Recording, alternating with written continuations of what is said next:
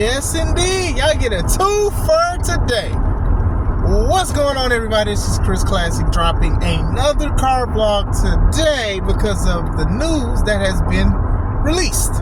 Make sure you do not forget that Christ loves you, God loves you, and I love you as well. Make sure you subscribe to this channel, the Take It On Podcast, where I talk about professional wrestling topics. I interview professional wrestlers, and I put my matches up as Classic Alpha, professional wrestler of 13 years. This Saturday in Neenah, Wisconsin, it is Now and Forever, the Now That's Wrestling anniversary show. You do not want to miss it. Get your tickets in Neenah, Wisconsin, at the Dome Barn Group. Make sure you also subscribe to C3 Ultimate Wrestling. And despite everything, this craziness that's going on, it is still me and my wife's company. Make sure you subscribe to the channel to watch some matches from the past, and then even the board, they are uploading matches from the previous show, 15. But in the meantime, May 3rd is the second show date in Dyer, Indiana, Harold's private venue, Press Star 3. A lot of great wrestlers there, so make sure you get your tickets on Eventbrite. Woo! So, earlier I talked about this weekend, the WWE releases that have happened. So now apparently, AEW has done at least 3 releases as of this video. So, well, 2 releases and 1 alleged. So we're going to talk about 3. Miro, Malachi Black, and a possible Ricky Starks. So we're going to talk about these releases just like I talked about the previous ones. Now, as far as releasing them because they're not making the money or they're making a lot of record-breaking deals and money, they're not doing that, unfortunately. I mean, that's just the truth. Some of these is maybe they're just like these people wanted out of their contract, or maybe Tony didn't want to be petty anymore, because I know a lot of people know that some of this stuff is from pettiness. It's not from a business sense. And even it can be both. You cannot release a wrestler because you're petty, and also from a business sense because you possibly know that they're going to make a lot of money somewhere else. Just like Penta low-key is kind of doing. You know what I'm saying? With merch and mass sales and viewership. Sometimes you don't want the competition, if you want to call them that, to make money off of something that you could have. That's how some people are. I ain't like that, but like I said, talked about this earlier today about certain things. Some business models, they don't go off of morality, they go off business and stuff like that. So we'll talk about Miro. Miro was formerly Rusev of WWE and basically was like a super cool dude with Rusev Day, and I also liked him being the evil villain foreigner. I thought it was pretty good. You know, Rusev crawled so Gunther can chop and walk, but now still I thought he did a great job, even with his woman at the time, Lana. I thought it was very good. Reminded me of Ivan Drago from Rocky. So I thought that was pretty cool, from Rocky 4, and I thought that was pretty good. Obviously frustrations with WWE and all of that stuff landed him first in AEW as Miro, which is his name, or part of his first name. You know, he became the final boss before The Rock was the final boss. My homie Joseph Ira Credit was the final boss before all these people. I'm gonna just say this right now. He came out and said final boss after a couple other people, but my homie Joseph Ira Credit said it first. He had it first, and then everybody else was final bosses and stuff like that. So I'm just going to say this right now. He even had t-shirts. I'm just saying. I'm just going to let that go. But still, he had it before he would do the camel clutch. He'd say, game over. Like, he looked a lot better than what he did when he was in WWE. Like, he took care of himself. A couple things I didn't like was him being blonde. Reminded me of Stan from Eminem. But still, he was a TNT champion and stuff. They presented him pretty well.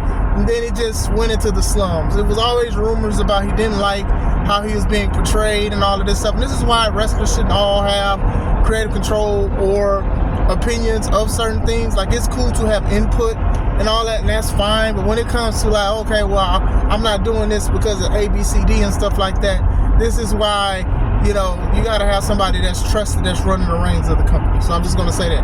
I don't know all the ideas because I'm not backstage. I don't know who's more right and who's more wrong, but still. Then eventually his wife, at the time, CJ Perry, came out.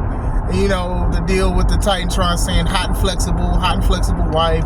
Like, as far as the character-wise, going backtracking to Rusev, to Miro, I did like the Soldier of God thing. I did like he said his neck was made out of sand, basically saying that his neck was basically his weakness and stuff. I thought that the Redeemer, it was okay. Then he started getting sacrilegious a little bit, and he started getting mad at God and all this stuff. Y'all know how I feel about the Lord. So still, going into that, eventually it was his wife basically was trying to be a manager to other wrestlers, and he didn't want her to manage him, so eventually he got jealous that she would manage people like Andrade and all that, and he just beat him up. It went nowhere. It had promise, but it definitely went nowhere. And then fast forward, like, they did side with each other when he beat Andrade, when Andrade left to go to WWE before he left or whatever. But still, after that, unfortunately, they got divorced. And then they say he just went home. He been at home. He been in Russia this whole time, allegedly. That's what they said. So that was a while ago. So we have not seen Miro in a long time. So I've heard that he did want to be released, and Tony refused to release him. So he was at home just chilling, getting paid to sit at home. Now, I do know that some people do want to wrestle, and that's their passion. But if you can sit home and get paid, by all means, hey, if that's what y'all want to do, that's what y'all want to do. So he is released. Like I said, don't like hearing people losing their jobs, but like I said, it could be a blessing for these people. I can see Miro going back to WWE. I can see him doing independent shows. I can see him just taking a break. I can see him doing something, just enjoying his life, because he may have been doing this already. You know what I'm saying? So like I said, people do ask, like, why don't they release people that want to be released? And, you know, sometimes it's just, one, easier said than done, and two, it's levels to it, honestly. It's definitely levels. So him leaving, who knows? I'm going to wrap all three of these guys' releases together into the Triple H spectrum as well. So tune in. Next is Malachi Black, formerly known as Aleister Black in NXT and WWE. Now, this one is a crazy case to me, because when he was Aleister and he got released, mind you, they were doing like big things for him. It seems like they were doing stuff. I don't know if Vince got tired or what, but they released him. And the thing was, they released him and he had no 90-day contract clause. So literally, he showed up to AEW with the quickness, and he had the feud with Cody. And it was interesting for the most part, but still. And then after that, a lot of people would say Malachi in AEW, he didn't have a lot of singles matches. He would always do either tag or triple threats. I know he was a trio champion with Buddy and Brody, and I know they had their group, the House of Black, but it was like, you know, they jump people, then they lose, or they'd win from time to time. And then Julia, she became like a big star, basically under her own merit with what she was doing and everything. You get what I'm saying? So still, a lot of people like, well, he must want to go to WWE. He must be doing this. Maybe that's why he's not wrestling and stuff like that. And lo and behold, he's in the alumni section today. Going back into it, I do think that he could have been a world champion in AEW if done right, because of the following that he had. Like, he had a huge following in WWE when they were doing things with him, and the mystique and all of that stuff. A lot of people liked that and they enjoyed him. Now, people do think he is going to go to WWE, and that's why like a lot of roster changes are happening for SmackDown and Raw, because they're trying to shuffle stuff around. Me, I don't like this draft. I think the draft is dumb. They keep talking about, draft window. There is no draft window. There's no draft window. I understand why you have a draft, but ever since the draft has happened, it's always been people flip-flopping and crisscrossing and jump, especially when it comes to the roster and stuff like that. It's nothing like concrete for the draft. Y'all don't even do brand supremacy shows anymore. Y'all don't do bragging rights. Survivor Series is just war games. Like, y'all, like, okay. It's like, okay, we don't even care no more. People be like, hey, they just showed up. They don't say, what are they doing here? They just show up. And then that's just what it is. Because even in the past few weeks, they've done that. Like, hey, Bayley is now on Raw because she just showed up and it was a trade deadline. Like, that's just what they say, and we cool with it. So the draft been kind of dumb. But anyway, still, seems like he may go. Who knows? We'll see. Third person is Ricky Starks. Now, Ricky Starks, I talked probably about the most out of these three guys, because I do think that this dude is a superstar.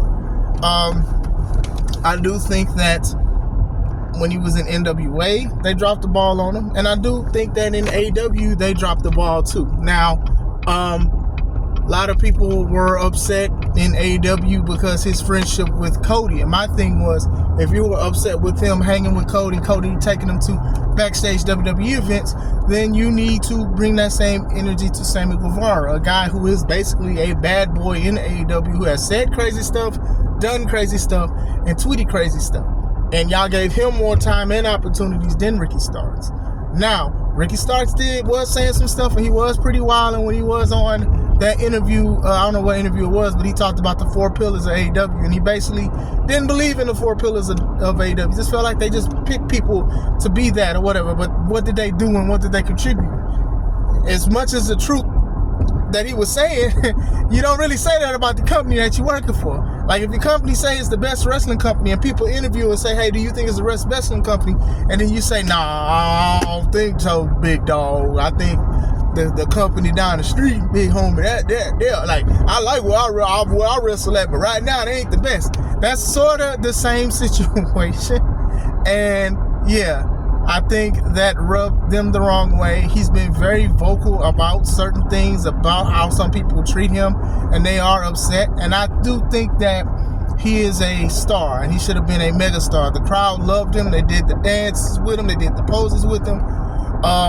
But like I said, I can see how he can rub people the wrong way. I remember him and Edge. They went at it on the promo, and I ain't even gonna lie, I thought Ricky had him, especially when Edge called him the vanilla version of The Rock, and then he was like, you know, that set me over the edge of my seat. Like, you know, Edge is not a promo guy, and it kind of showed because he kind of got upset. And, you know, still funny.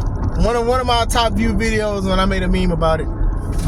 But still, you know, I could definitely see why a lot of people in the company would get mad at him for certain things. But like I said, him, if he's potentially released, I do see him could possibly going to WWE, or could do independence. Like, he's been doing independent shows. He's a champion somewhere. I forgot what company. I just saw the picture not too long ago. So shout out to him and stuff like that. So he could make a well living off of it. Who knows? Maybe he's wanted to get out for a long time, because I do feel like they stunted him because they were trying to punish him. You know, and I don't think he was the person that really got in trouble. It's just sometimes the things that you say could mess you up in the long haul or whatever like that. And maybe he said it because he was trying to get out of it. It's possibly. So, as far as all 3 of them is concerned, I could see all 3 of them going back and or returning to WWE. Obviously, if I had to choose who would go 100%, it'd be Aleister, Malachi Black. Honestly, ever since Triple H just took the reins over for WWE, a lot of the wrestlers who Vince didn't like or whatever got rid of, they're finding and they're looking at every nook and cranny to return. I mean, Andrade returned. Other wrestlers are coming back or getting re-signed and stuff, despite the fact some are getting released. But I do think that, like, Aleister is definitely one of the ones, 100%, that's probably going to go back and stuff like that. You know, his wife works there, Selena Vega, and stuff like that. And I'm sure he wants to be around his lady and stuff and whatever they have. You know, like I said, Triple H has been taking care of the guys he believes in. And, you know, that's his choice and that's his prerogative, Bobby Brown. And some people like it and some people don't. Some people are like, why are you booking these people? Because they don't have charisma, they don't have this and that. So, still, that's what I'm saying. So, with that being said, I definitely see him returning, possibly. Miro, I can see Miro coming back, but it definitely have to be like on SmackDown or something, because I don't see him and Gunther like being evil foreign guys. So, I'm sorry, my phone, I got a message, but still, forgive me. Still, I can see Miro going. I can see him being a villain. I can see him going after Cody. I don't know how long Cody's going to have that championship, but I can see him being like a foreign heel or whatever, the American Nightmare. I'm the real American Nightmare. The booking sits in my mind. It just takes over. I can see him doing stuff. I can see him being back Rusev and doing Rusev Day. If they are going to bring him to Raw, he can't be a bad guy. He got to be a good guy. Rusev Day versus Gunther. That'll be a very interesting take. Ricky Starks, he's one of those guys. You can take him to NXT, you can take him to WWE, take him to Raw or SmackDown. I'm not going to say like disrespect and say, oh, NXT is a sign of disrespect to send Ricky too. But I'm just saying, if everything is just so stacked on the main roster and this guy has so much potential, then you could take him there and he can make himself more of a star than what he is in NXT, promo-wise and stuff like that. He don't have to win championships and stuff like that, but he carries himself very well as a professional wrestler with that charisma. You can't really teach that charisma. You either have it or you don't. Some people work and build up to it, and some people just have it. And I do think that Ricky Starks is definitely one of the ones that have it, that he could go and pull anything off in NXT or Raw or SmackDown. So it's definitely curious to see what's going to happen with these guys. I don't know if they're going to even go. Don't know if they're going to, just chill out. That's up to them, Like I said, I do wish them the best. Tony is funny because Tony was like, oh, y'all releasing people? Dr. Umar, I beg your pardon. Watch y'all release some people. So, and once again, I'm not 100% sure if Ricky is released. I am not 100% sure. If he is, I'm sure he's happy because he wants to do other things. But let me know what you think about these releases. These releases is nasty. These got releases from another company. Ain't got nothing to do with WrestleMania. Let me know. Hope you guys have a wonderful day. This is Chris Classic. Let's take it home.